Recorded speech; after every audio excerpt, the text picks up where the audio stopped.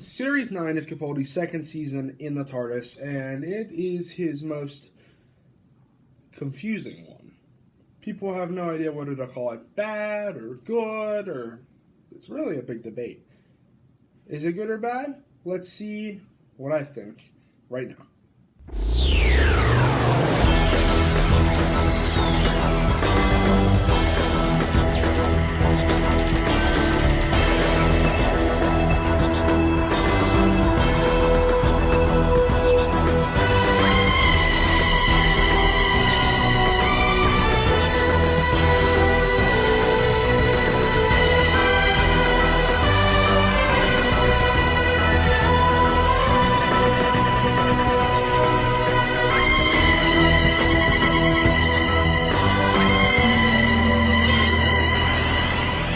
Series 9 is the series that people think was supposed to be Moffat's final. Many people didn't think Moffat was going to come back for another season after this, but you could tell there is a lot of effort put into this series. There is some of the best Capaldi stories, actually the best Capaldi story is in this season, and I'm not shocked to say that it probably is the best episode of the modern era, at least in my opinion. But we'll get into that later. The series starts off with The Magician's Apprentice and The Witch's Familiar, two-part episodes involving the Doctor meeting a young Davros, and then the Doctor has to go meet an older dying Davros. And the Doctor is said to have died, and there is the Doctor's confession dial, and within the Doctor's confession dial is his greatest secret that must never be told. But enough about that. The Doctor goes and visits Davros on Skaro, and he wishes, and he's very glad to see him. He's glad to see that it is the 12th Doctor visiting him, because, well, what we learned in the second episode, the 12th Doctor actually saved a young Davros from the battlefield. Although apparently, it looks at the end of Magician's Apprentice that the Doctor is going to kill Davros. This is not the case, and the Doctor actually saves him. And this actually affects Davros, and showing that it was the one thing of kindness that anyone ever showed to him. And yeah, all that. But Davros tricks him and gives him tricks the Doctor into giving him regeneration energy by teasing him with his "Is he a good man?" question. And what's it called? And then the Doctor does give him regeneration energy, but he siphons it off. Nobody knows if it actually cost a life for the Doctor, but who knows? Maybe it'll come down the road in a future series. And then Missy's also there with Clara, and they're having their own adventure. And Missy traps Clara on a Dalek, hence Osmond Oswald style. And in typical Who fashion, it ends not so well. But who really knows what happens? Missy ends up escaping. Missy somehow escapes, and everything's all good. Clara and the Doctor travel in the TARDIS some more, and the Doctor gives up a sonic screwdriver to replace it with sonic sunglasses. I think The Witch's Familiar and The Magician's Apprentice, switch those two around, are great episodes and a good way to start off this really good season. Then we had another two-parter, Under the Lake and Before the Flood, written by Toby Woodhouse, and they're really cool episodes involving the Doctor and Clara going to an underwater base in the year 2119, next year it'll be 100 years from now, and now it will probably end, sorry. But what happens is they discover ghosts in this underwater base, and it's being haunted, and it's because a dam broke in the same town a couple decades ago, and it killed almost everyone. And these what's it called? And then these ghosts? They're not actually ghosts. They're revealed to be holograms created by this alien called the Fisher King. And the Fisher King is a pretty scary dude. And the Doctor actually, after confronting him, tricks the Fisher King into leaving, and he is actually destroyed by his own flood. And it ends like that. And the Doctor think it's really cool, thinking that it was this version of the bootstrap paradox, and how the thing that actually caused the problem also solved the problem. These are also really good episodes. I give them a thumbs up. The Girl Who Died, on the other hand, is probably Jamie Matheson's only bad episode. It's the first appearance of Ashildr, the most annoying character in this entire series. And what's it called? And this is the episode where Odin makes an appearance with robots called the Mire. And that's a big, okay plot, I guess. It's boring. I wouldn't care. The only interesting part about this episode is Doctor finally figures out why he picked the Peter Capaldi face. It's because of what Donna told him back when he was David Tennant Doctor, and telling him he should just save anyone he can, save one person. And he saved the Peter Capaldi Lobus Caecilius, and that's why the two of them now share a face. And that's all that. And then also Ashildr becomes immortal, which is... It also leads into the next episode, The Woman Who Lived, where Doctor is alone and he meets Ashildr again, but she calls herself Me. I'm not kidding. She literally calls herself Me. And this episode is Me becoming a bandit, and she's trying to stay immortal, or I don't know what the hell's happening. And she makes an alliance with this cat man to bring his people back, but actually it ends up he just ends up wanting to kill everyone with his people. The Doctor stops him. The end. It was a pretty boring episode. I didn't like that one at all. Luckily, we're back to some good episodes with the Zygon Invasion and the Zygon Inversion. One of the coolest Dalek... Dalek...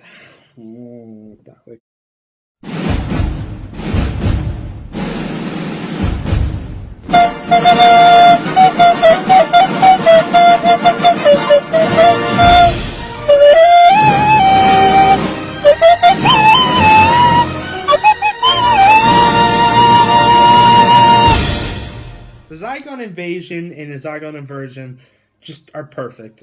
It's one of the best Zygon stories, seeing as how there's only 3. That's not very hard, but all 3 of them are like great. But the Doctor is called back to Earth because of there's a Zygon civil war. There's 2 Zygon groups, one led by Bonnie, who is impersonating Clara, and one that the ones that are fine with their lives on Earth, and they're okay with their lives. But Bonnie is not okay. She wants Zygons to be the rulers of the planet, and she starts causing war all across the world. And it's really good episode. It's so much better than like a unit episode like Pyramid at the End of the World next season. Oh my god, I hate that episode. We'll get into that. The Zygon Invasion is good. It's got some good it's not only got some good sci-fi moments, but good horror moments, action, adventure, and it's just, Zygons are so creepy and so cool, and I love them. The Zygon Inversion is even better because they're even scarier in the Zygon Inversion is when they're Hive, and the Zygon Hive is freaky. And it also features one of the best speeches by 12th Doctor, probably his second best speech ever compared to the Where I Stand is Where I Fall speech. But it's just so great. He starts explaining how this is a little kid fight compared to the Time War that he fought in. And he is just all upset with them. He thinks they're acting like children. And he finally gets them to decide to live together and to be able to cooperate and be good friends with each other. And I think that's just the perfect way to encapsulate an invasion story. I think these are the second best episodes of the series season, and I would definitely recommend watching. Mark Gatiss, your poor losing streak. It started at about, Night Terrors. You went up a little Cold War. You sprouted up for Crimson Horror, and you went down with Robots of Sherwood, and you plummeted to death with Sleep No More. One of the most stupid and convoluted stories in Doctor Who history. The Doctor and Clara go to a space station, and they fight literal creatures made of eye boogers. That's the entirety of what this episode has to offer. Eye booger monsters. And the twist ending, if you want to think of it as a twist, is basically just, oh yeah, we hypnotized all of you. Enjoy being eye booger monsters.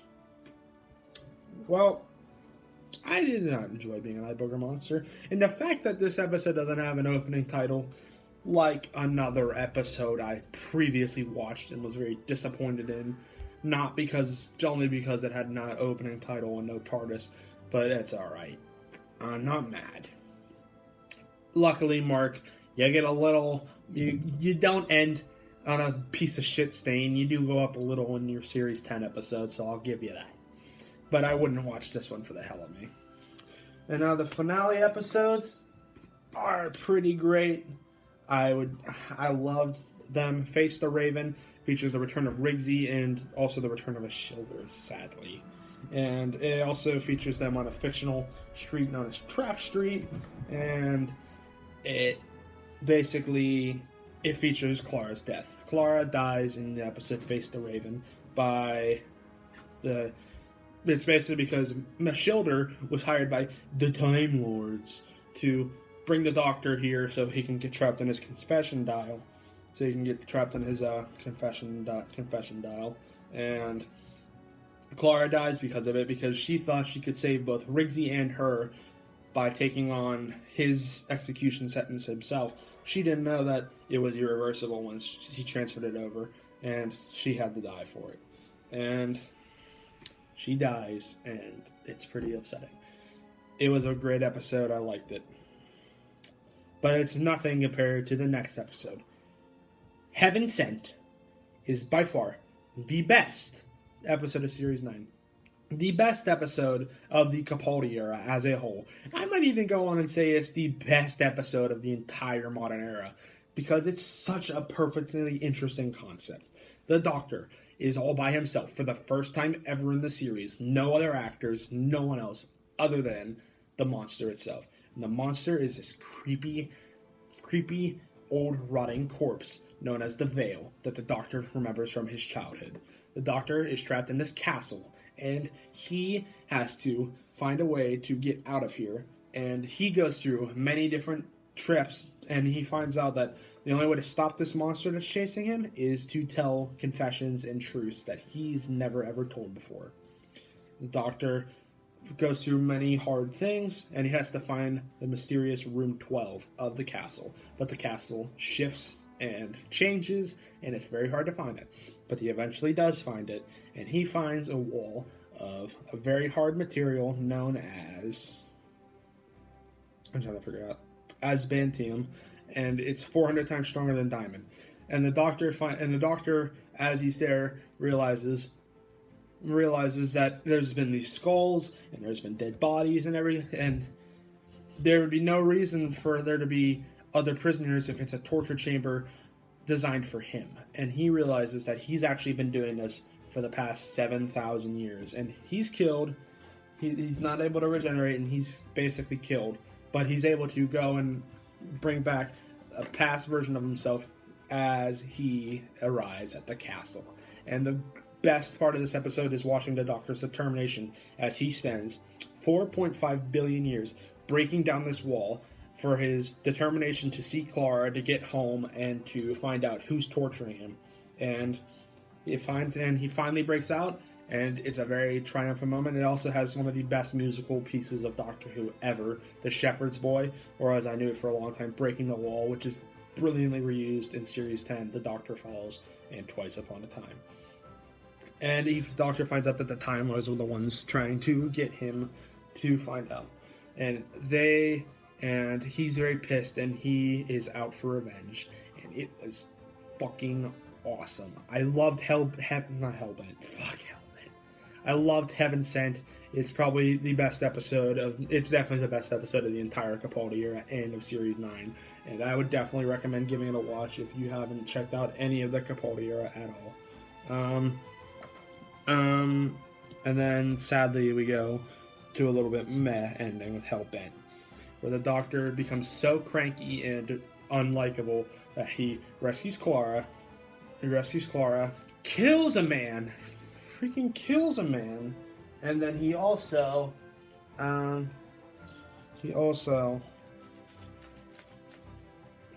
just doesn't think of anyone else but himself. He finally realized he meets me again after the whole Gallifrey nonsense and sending Rassilon off, and he meets a shoulder.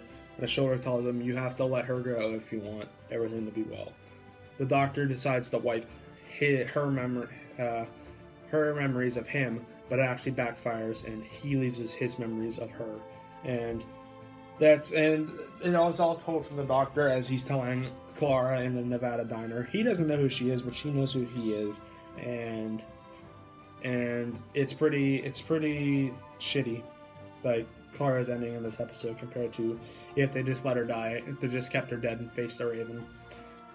But I mean, if you want to end it with Clara and a shoulder going off on adventures, then you go ahead, but I don't like it. But I do like the ending with the Doctor putting on his red velvet coat, which I loved from Face the Raven and Hellbent, Heaven Sent. This is Hellbent. And the new 12th Doctor Sonic Screwdriver is my favorite Sonic Screwdriver in the entire series. I just love the design of it, and I actually own one upstairs in my room, but I can't find it, so yeah. And it's the meh finale compared to the awesomeness that was Heaven Sent, but it's still a pretty good episode. And then Series 9 wraps up with the Husbands of River Song, the 2015 Christmas special, which features the 12th Doctor meeting with River Song, as well as the introduction of Nardole, who is probably he's probably actually my favorite companion of the 12th Doctor, only because he's just so funny, and he's such a foil to him, and I just love it a lot.